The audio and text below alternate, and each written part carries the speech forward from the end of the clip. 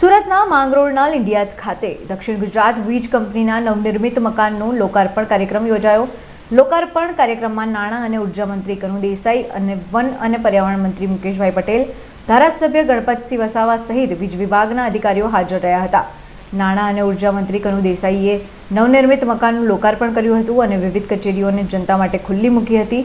લિંડિયાત ખાતે વીજ કંપની દ્વારા તૈયાર થયેલ મકાનમાં મોલવણ, મોટા બોરાસરા, પીપોદરા સહિત કડોદરા ઇન્ડસ્ટ્રીઝ પેટા કચેરી તૈયાર કરવામાં આવી છે. લોકોના પ્રશ્નો જલ્દી નિકાલ અને હાલાકી દૂર થાય તે માટે એક જ મકાનમાં વિવિધ વિસ્તારોની પેટા કચેરીઓ પણ બનાવાઈ છે. જ્યારે નાણાં અને ઉર્જા મંત્રી કનુ દેસાઈએ નવનિર્મિત મકાનનું લોકાર્પણ કર્યું હતું અને જનતાને સ્માર્ટ મીટર લગાવવા અનુરોધ કર્યો હતો.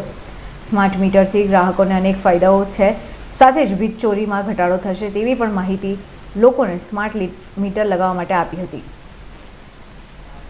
આજે સુરત જિલ્લામાં દક્ષિણ ગુજરાત વીજ કંપની હેઠળ આવતી વિવિધ વિભાગીય પેટા વિભાગીય કચેરીઓના નવા મકાનના લોકાર્પણ પ્રસંગે અમારા સાથી મંત્રી અને જેમણે ઉર્જા ક્ષેત્રે મારી સાથે ઘણું કામ કર્યા છે એવા મુકેશભાઈ, આ વિસ્તારના સૌથી સિનિયર એવા યુવા નેતા અને જેમણે સરકારમાં વર્ષો સુધી સારી સેવા આપી છે એવા આ વિસ્તારના ધારાસભ્ય શ્રી ગણપતભાઈ અને જીયુવીએનએલના એમડી શ્રી જયપ્રકાશ શિવહરેજી, યોગેશ ચૌધરીજી, જીજીવીસીએલના એમડી.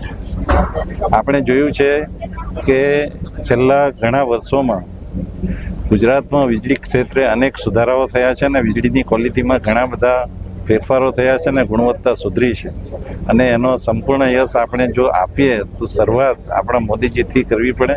મોદી સાહેબે દિવસે વીજળી આપવા જ્યોતિગ્રામ યોજના શરૂ કરી, ત્યાર પછી સોલાર પોલિસી અને ક્લાઇમેટ ચેન્જ ડિપાર્ટમેન્ટ શરૂ કરીને લોકોને સૌર ઉર્જા કે કુદરતી ઉર્જા કેવી રીતે મળે એના માટેના અનેક પ્રયત્નો કર્યા અને એમના પ્રયત્નો થકી જે પોલિસીઓ બનાવી એનાથી આપણું ગુજરાત સૌર ઉર્જા એટલે કે સોલાર ઉર્જા અને પવન ઉર્જામાં સમગ્ર દેશમાં નંબર 1નું સ્થાન ધરાવે છે.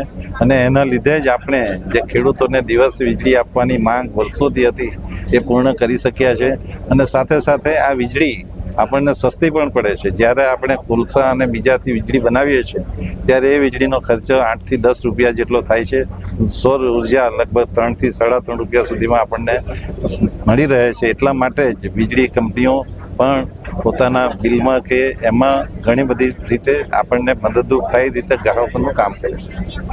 ખાસ કરીને મારી વિનંતી છે કે આપણે સ્માર્ટ મીટરનો વધુમાં વધુ ઉપયોગ કરીએ. એ સ્માર્ટ મીટર આપણા નુકસાન માટે નથી પણ બધાના ફાયદા માટે છે. એટલા માટે ફાયદા માટે છે કે આપણને આપણો વીજ વપરાશ કેટલો થયો છે, એમાં કંઈ લીકેજ તો નથી ને, એમાં કંઈ બગાડો તો નથી, અને આપણા રૂફટોપમાં જે વીજળી પેદા થાય છે એ વીજળી બરાબર પેદા થાય છે કે નહીં, એનું રેકોર્ડિંગ બરાબર થાય છે કે નહીં, આ બધું એમાં જાણવા મળે છે.